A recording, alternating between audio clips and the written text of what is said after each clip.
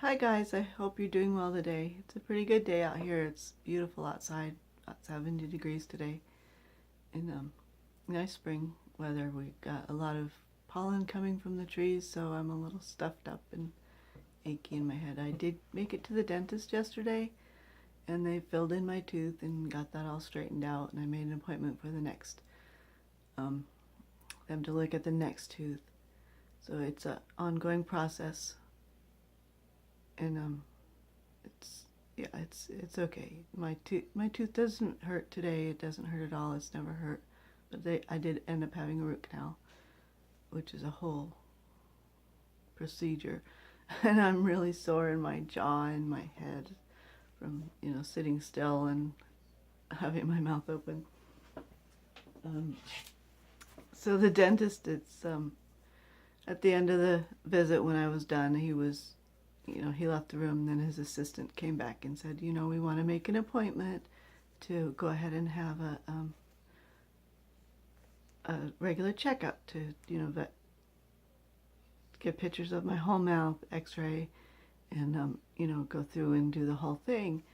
And I'm like, no, I can't do that. It's too overwhelming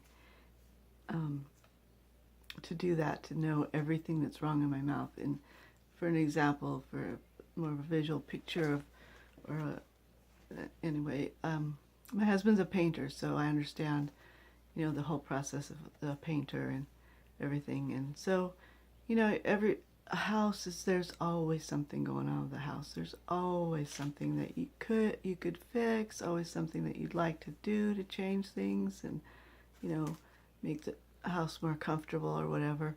It's always something. So you start looking around your house one day and you notice, it's looking pretty worn. The outside is pretty worn. It could probably use a paint job.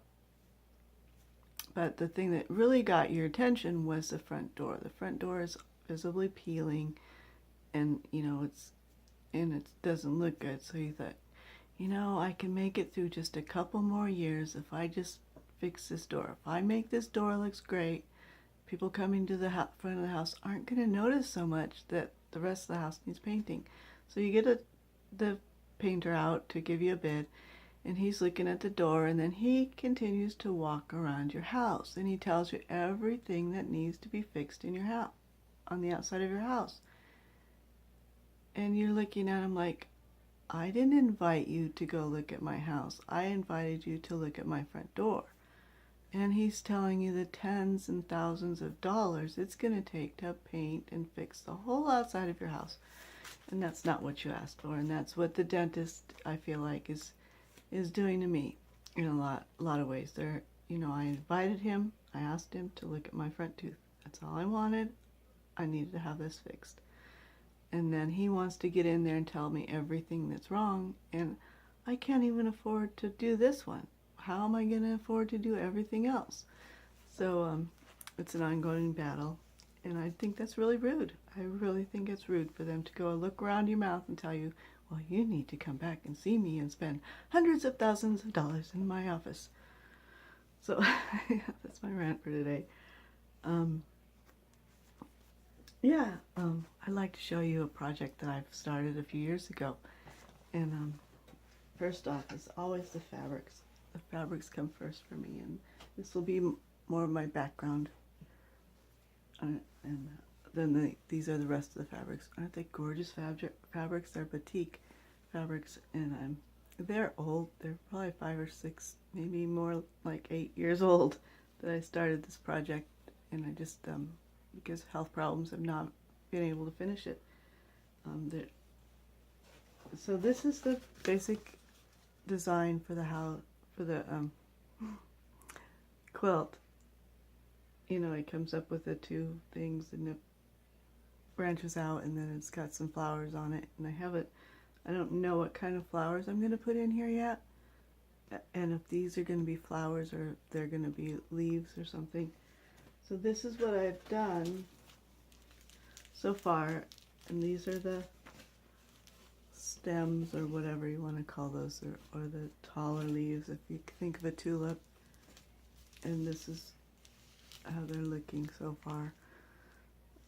they're foundation pieced, and they came out really well. I was really, looking back thinking, how did I do that? I don't know if I'm capable of doing that still, but I'll give it a shot. I'll try and put it back together again.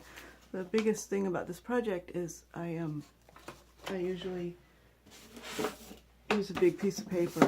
This is rolled up. I use a big piece of paper and I draw the actual design, the size that I want it, and then I can cut, pieces out of either what do you call it, freezer paper or the parchment paper, and I cut those out and I use those for a pattern, and then I can get everything just lined up really well. And I lost that first design, and now I can't figure out how these pieces are actually fitted together to create the design I want. So I'll give you updates eventually on how that's going. To update my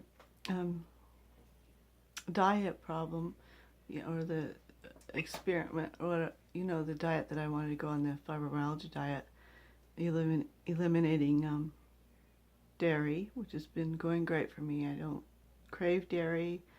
I noticed that Ben and Jerry's has come out with a new non-dairy ice cream, so I might try that.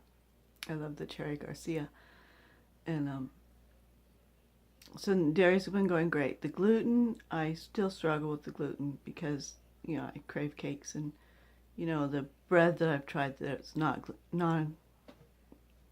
that doesn't have gluten in it, it just doesn't taste the same. It doesn't feel the same in your mouth. But that's okay. I could deal with it. And there's a few box mixes that I found for brownies and stuff that it tastes pretty good. So it's going pretty well. I'm working on that, and I'm getting the amount that I'm actually taking in down. And then the nightshade vegetables, the tomatoes and potatoes and things. I'm kind of really noticing a difference with not eating the nightshades. I have less heartburn, and that's the biggest thing I've noticed, is the less heartburn. And I think I need to cut down more on fats and watch my fats more as far as the heartburn. As far as the rest of my health, I haven't noticed a difference since I've been cutting down on these things. I'm still just as tired. I still just as headachy and just as sore. So I don't really recognize the difference there. So that's for that. My hair, it's the second time I went in for a haircut at the same place, and she just chopped it up. It wasn't the same lady, and I understand. I go to a Fantastic Sam's kind of place, and I understand that these girls are just coming out of beauty school and they're just learning, but they should have a few basic haircuts that they know how to do, and yet they can't even do bangs right. They're crooked, and I don't get that, why they would employ people that can't even cut bangs right. I told her just above the eyebrows, and they're nowhere near my eyebrows. And then back here I asked for layers, long layers. I told her to start from here with the layers. So she spends an hour cutting all this, and I asked her to cut 2 inches off. It was down to here. She didn't even cut 2 inches off. I wanted it right here.